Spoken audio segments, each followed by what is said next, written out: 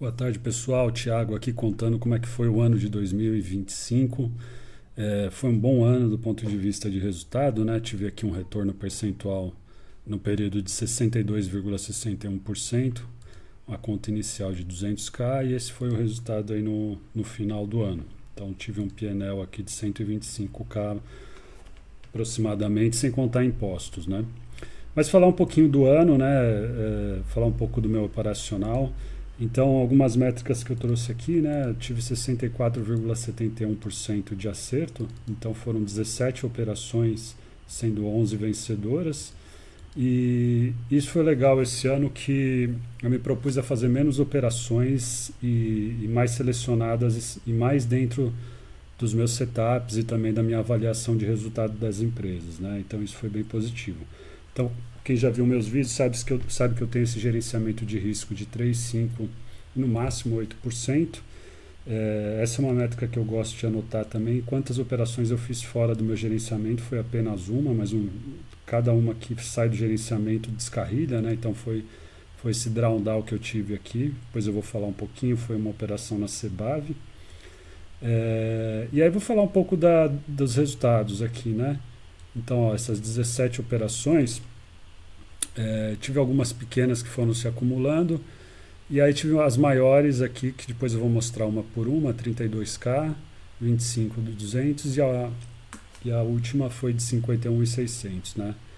Então, se a gente olhar num gráfico de dispersão, né, você vê que a maioria ficou aqui entre 20 mil reais, né, 0 e 20, e duas aqui, outliers aqui que foram maiores, né? Tá faltando essa aqui no gráfico, na verdade, vou colocar. Ah, não, ela tá aqui. Então essa foi a de 51, tá vendo? Então foram basicamente três que foram outliers e também do ponto de vista de perda, né? A maioria ficou no gerenciamento de risco e uma delas que ficou fora, que foi essa aqui de 37, né? Então, assim, ao longo do tempo você vê, se você gerenciar bem o risco, né, fizer boas operações, o resultado tende a ser positivo. Aí do ponto de vista de resultado percentual, né? Então a única que saiu do meu gerenciamento de risco foi essa aqui, 12,5 da Cebave, que foi uma operação que acabei pesando mais a mão. Então o gerenciamento de risco foi bem positivo esse ano. Falando um pouco das operações, né, das 17, tem dividendos aqui também, mas eu vou falar das quatro maiores aqui, né? A primeira delas foi plano e plano logo no começo do ano, né, 15 de janeiro, 15 de janeiro. Então se a gente der uma olhadinha aqui, deixa eu voltar aqui na data.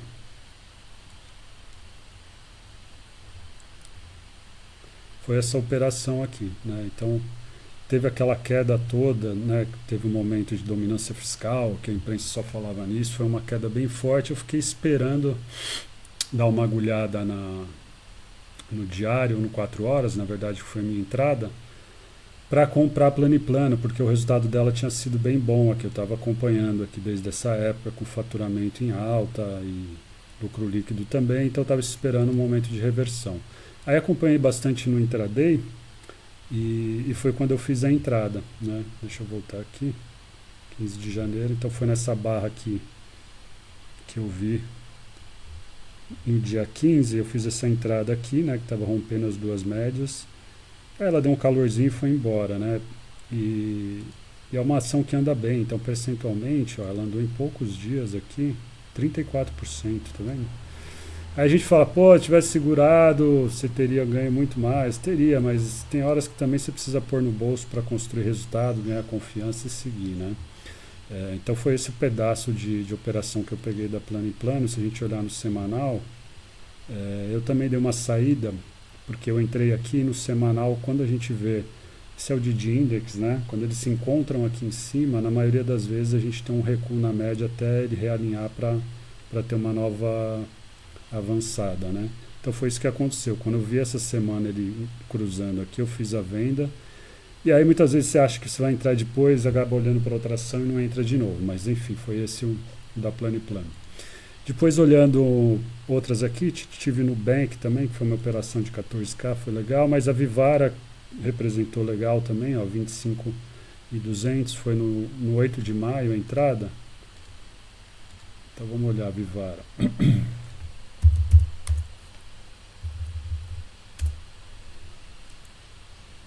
Então maio, né, foi aqui, eu marco sempre as minhas entradas, então a entrada foi aqui, não, a entrada foi aqui, né, e aí eu fui fazendo médio, aumentando a posição, depois meu médio ficou aqui, e aí eu acabei saindo aqui, né, esse é o gráfico semanal, né, a entrada foi pelo diário, então foi aqui, né, essa consolidação, também entrei porque o resultado foi muito bom, eu estava acompanhando, e também deu uma operação bem bacana. E aí depois o grande vencedor do ano que foi a JHSF, que eu estava monitorando o resultado também, estava indo muito bem, JHSF 3.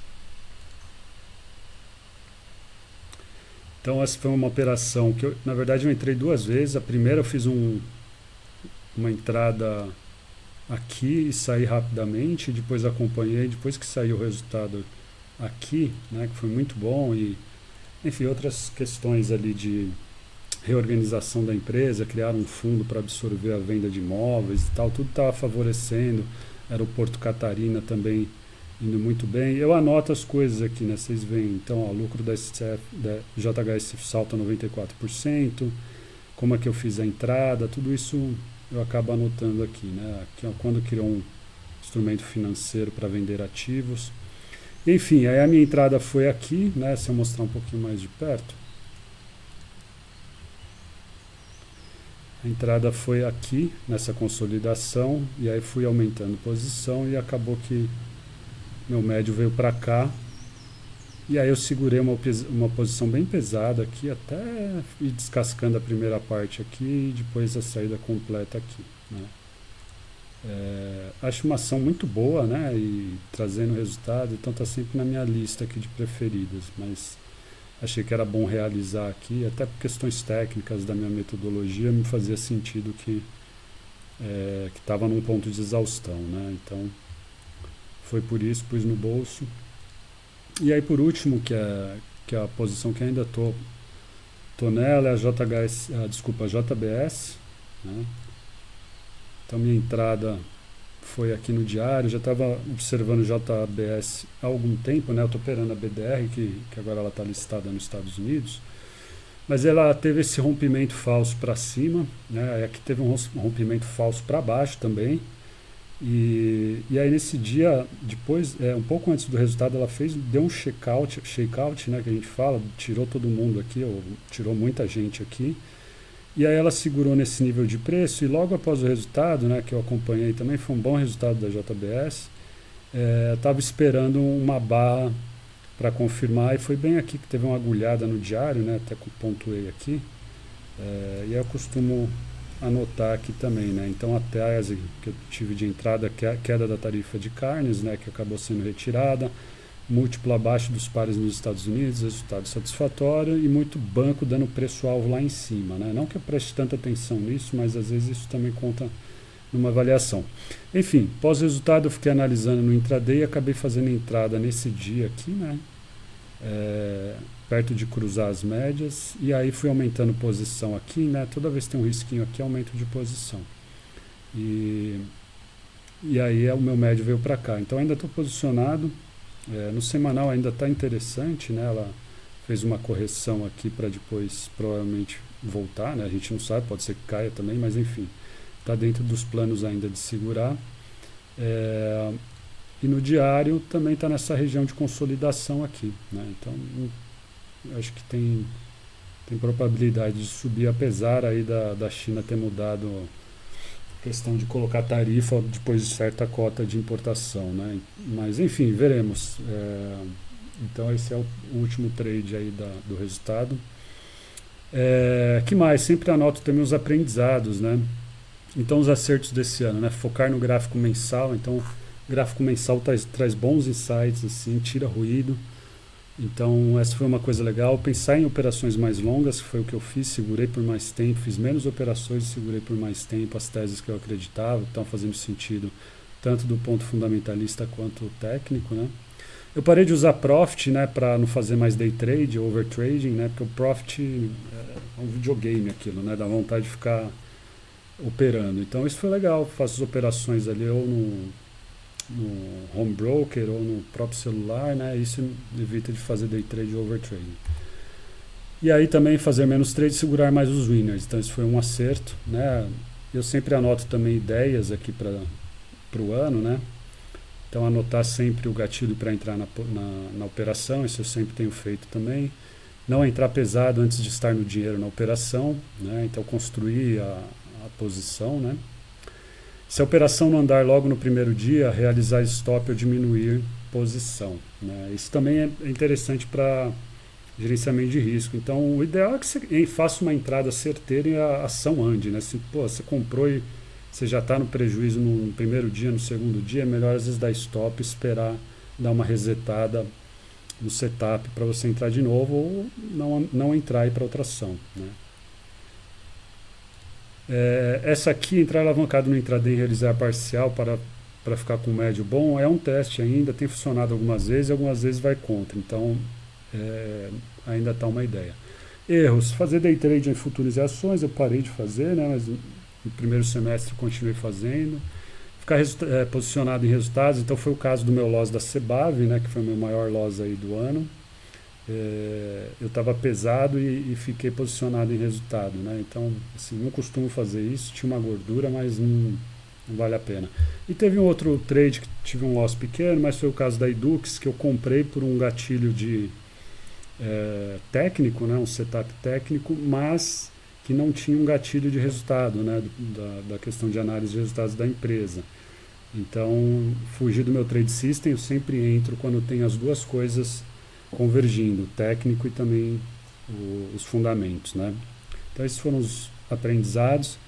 E aí eu fazendo um comparativo de 2025 para 2024, né, eu tive um ano aqui bem melhor mesmo, né, 62,61. Claro que o Ibov foi melhor esse ano também, mas em 2024 eu tive 29,76%, né, de retorno. Eu tive um loss bem ali no final do ano, bem grande, que roubou parte do resultado, né, e que saiu também do meu gerenciamento de risco. Notem também que o ano passado eu fiz muito mais operação, né, e isso foi um acerto desse ano, fazer menos operações, segurar mais. Então, assim, todo ano o importante é a gente ir aprendendo com as coisas que a gente pode melhorar, o que errou, né? Então, por isso que eu gosto de fazer esse pós-mortem, digamos assim, né? Então foi isso, foi um bom ano aí, aprendendo sempre. Como vocês sabem, eu tenho um método do meu trade system, né? Eu já mostrei aqui algumas vezes, tem um detalhamento aqui no vídeo, tem o link na descrição, vocês podem dar uma olhada, mas é sempre analisar trimestralmente o resultado das empresas, né, fazer uma shortlist e aí acompanhando o gatilho técnico, né, coisas, setups que aparecem ali que convergem com essa shortlist. Uso muito o modelo do Mark Minervini, né, de fazer bem concentrado, então eu opero uma ou duas ações, né, e com gerenciamento de risco bem justo, né, porque as posições são mais pesadas, então o gerenciamento de risco também deve ser mais ajustado ali. E a ideia é assim, pegar as melhores ações mesmo, 2, 3, 4 no máximo ali e aí fazer posições maiores para ter mais retorno. Então é isso, esse foi o ano aí. Estou ansioso para esse ano ver como as coisas andam aí. Não tem uma previsão de tanta alta no Ibov, né? Mas enfim, tudo que ele subiu nesse ano de 2025, mas vamos acompanhando aqui, né? Eu achei que ele ficou muito longe, se a gente olhar o gráfico de 12 meses, a gente está muito longe da média de 9 aqui, né? Então seria natural ele dar uma corrigida aqui, né? Então assim, não, entendo que está num momento interessante, mas talvez venha alguma correção. É isso, veremos. Boa sorte, bons trades para todos aí. Um abraço.